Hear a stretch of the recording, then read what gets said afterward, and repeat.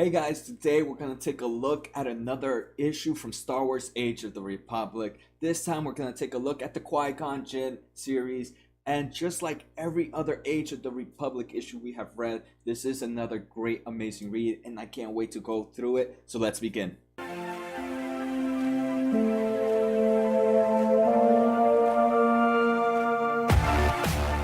So, like always, I'm gonna start off the episode with talking about the places we see in this issue, the people we see, the some entities we inquire, and some cool things that we learned throughout the issue. First off, we're gonna talk about the locations. So the first location is gonna be Bryn. Bryn is just a location where we don't read much about it, but it's just a conflict is going on, and this is happening between the priestess of the wood people and the metal clan. The metal clan wants to cut down the trees to build, I guess, more buildings, where the priestess of the wood people want to conserve their earth, want to conserve the trees and the plants. We also get to see the Jedi Temple, and regards with the Jedi Temple, obviously it means it's in Coruscant, so we do see some scenes inside Coruscant as well. We do get a few scenes with Master Yoda and Obi-Wan Kenobi as a youngling, but the main characters in this book are obviously gonna be Qui-Gon. It's gonna be Qui-Gon Jinn, and we're gonna see the mistress of the mistress of the woods, which is Mistress Thayer. Uh, Her name might be pronounced wrong, but we only see her for a few. Then we also see, like I mentioned, we do see Obi-Wan for a few scenes. Young Obi-Wan. This is obviously taking place way before the Phantom Menace. We can see Obi-Wan here is pretty young, and this is the Metal Clan leader, and these are the guys that wanted to cut down the trees and build buildings or more metal objects. Some cool things we do see is we do see this new planet where Qui-Gon goes to look for more information against balance on the Force. Another cool thing is we get to see Qui-Gon's ship, Jedi starship. I think this is the first time we have seen it, and again, I'm really liking the color, and I'm really liking how he gets to this planet. We'll take a look about that. We'll go through it in the issue, but the way he gets through the to this planet is just shows how great of a master Jedi he is, and how in link to the Force he is. And no wonder he was the first Jedi to be able to do Spirit Ghost, for Spirit Ghost. So yeah, let's go on with the issue. And like starting off, the main premise of this issue is balance, and of course with Qui-Gon Jinn, we can see even from Phantom Menace that his whole thing was to find balance in the Force. So we start off here in Bryn. Master Jedi Qui-Gon is here to be the neutral position between the Metal Clan and the Mistress of the Wood people, to see if they can come up with some agreement. Unfortunately, they did not come up with the agreement, and the only way that the Metal Clan would be able to to cut down the trees and build buildings in this place is either they have to get the approval from the mistress, or they would have to kill the priestess of the wood. We can see Qui-Gon protecting her, but at the moment we don't see him really fighting anybody. He's just being more of a protector. He calls for Obi-Wan to come pick him up, and here we can see Qui-Gon tries to make a joke. He says there's a little middle ground between cutting down the tree and not cutting down the tree. So right, there is no middle ground between there and ground, get it, between the tree. That's funny. I didn't catch that. I don't know if they really meant to do that, but that's actually a pretty good one. But right, there's either one side needs to cut down the tree, the other side says not to cut the tree. There's no in between. There's not going to be like cut the branches and we'll be even. No. So here it gets around it. We do see the leader of the Metal Clan, or at least a high commander. They don't really mention his names, but they do show that he is a high leader of the Metal Clan. Instead of fighting the Metal Clan, Qui-Gon just escapes, and the mistress does not like this. She believes that Jedis are supposed to be warrior, and this was not the case. Here Qui-Gon just tries to protect the mistress, because if they don't get her okay, or if they don't kill her, then the Metal Clan won't be able to do anything. The mistress starts yelling at Qui-Gon for abandoning the trees, but we can see here that by their own laws and by their own admission, they need the word of the priestess or the blood to harm a single leaf. So the best way to do it is by taking her to Coruscant. So we end up here in Coruscant coming up, and this is pretty crazy, right? So even at this episode, uh, she says that the Jedi are supposed to be warriors and supposed to end this conflict. But Qui-Gon says that this is not the Jedi way. Jedis are not warriors. And she believes that the Jedi came to choose sides, but Qui-Gon did not. He just comes to make sure everything goes peaceful. But that does not mean that he has chosen a side, and does not mean he is a great warrior. So this is what's going on throughout the world, right?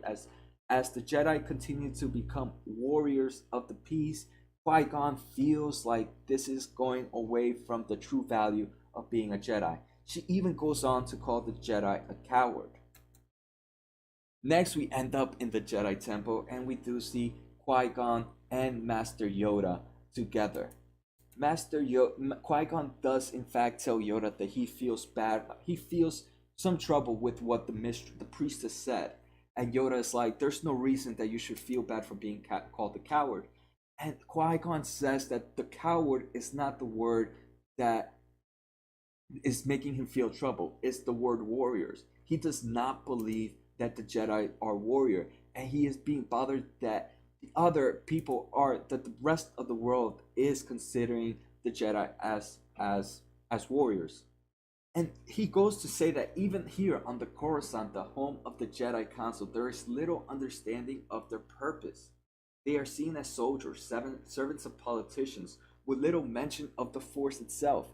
So we can even see that even in the original trilogy, that there's not much mention of the Force, even though probably the Emperor didn't allow much Force talk to happen.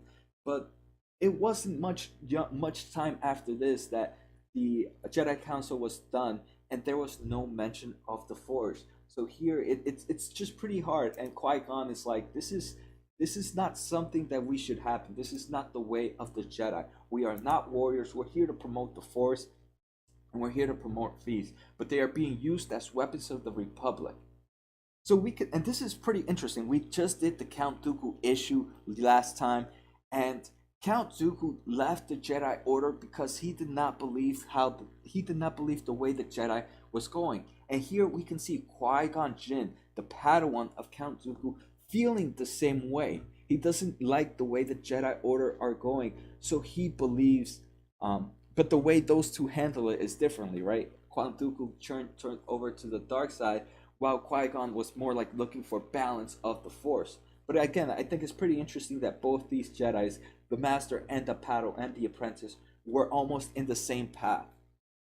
So then, after this, Master Yoda and Qui-Gon both agree that there are more questions to have, and to have a deeper understanding of the Force. So then what ends up happening is Qui-Gon ends up going to his starship, Jedi starship. This is the first time we actually see it. It's obviously the same type as all the other Jedi starship cruisers, but look at this one. It's just a pretty cool to get to see it, even though we only see it for a few scenes. Qui-Gon, being the Jedi, he knows he needs to go searching for this answer, but he does not know where to go. He lets the Force tell him. He lets the Force guide him to where he needs to go, and we can see here that he has his eyes closed throughout this whole trip. Again, I wouldn't want to be in a ride with Qui-Gon Jinn right now with his eyes closed. He ends up making it to hyperspace and jumping to light speed, and he ends up in this new planet. Unfortunately, where we do not find out where this planet is. I definitely want to take a longer look about this planet and see if we ever see this planet again in any other issue, movies, or anything. The only thing we can see is a pretty greenful planet with plenty of water, and it is strong with the Force. Qui-Gon ends up going into the planet. He ends up walking. He agrees that it is a beautiful place, and like I mentioned, this place is strong with the Force, but it is also strong with the dark side. So just like any place where there is strong dark side, there is always a strong light side for balance, and this is actually the perfect place for Qui-Gon to go and find balance. I mean, we see it with Yoda. Yoda chose one of the to live next to one of the darkest force places in the world, so he can be his light side can be balanced out and not send any form of a force signal across the world. So it was a perfect place for him to hide out. We can see Jedi Luke in episode 7, episode 8, that he was in this planet close to this dark side place similar to that of Yoda. And again, it was most likely to be able to hide his force energy. Here, Qui-Gon continues to walk through this dark side, and he finds a place where the force is strong. It's the dark side, and like I mentioned, right, every place where we have a strong light side Jedi user, he always goes to a dark side place to be able to find balance. He seeks answer from the living force, and here he meditates. He begins to meditate, and he enters into this meditation state where he sees himself. In himself, he starts being corrupt, he starts being attacked by other dark side entities, and he starts fighting these entities and destroys them. At the end, he ends up seeing that the dark side entities were actually Jedis that he killed, and in the process he now starts becoming a dark side himself. Eventually he almost goes fully to the dark side, but there is always light, and he regains his light side energy, the vision. So he does not understand what this vision means, but we do get a glimpse of what he believes it might mean. The first thing is balance. Balance is the most important thing, but through a means beyond conflict. He cannot have balance through conflict. You cannot cut down every dark side member, right? So here we can see, right, there were plenty of dark side guys, and as the light side user himself, what was he trying to do? He was trying to cut them all down. So conflict is not the way for there to be to bring balance. Balance needs to come through some other way outside of conflict. Violence sows the seed of the dark side, and unchecked, the Jedi could become which we fight against. So if they become warriors, the warriors themselves would enter the dark side. Master Qui-Gon comes back to Coruscant, and he just talks to the mistress and lets her know that, hey, mistress, there are other people here that you can talk to make sure your problem gets resolved. There's not much more going on here between those two. That story ends, and they just had to have closure within that story. I do like the story about Qui-Gon being found the Force. He goes and talks to Master Yoda, but as often with the Force, more questions arise with the answers.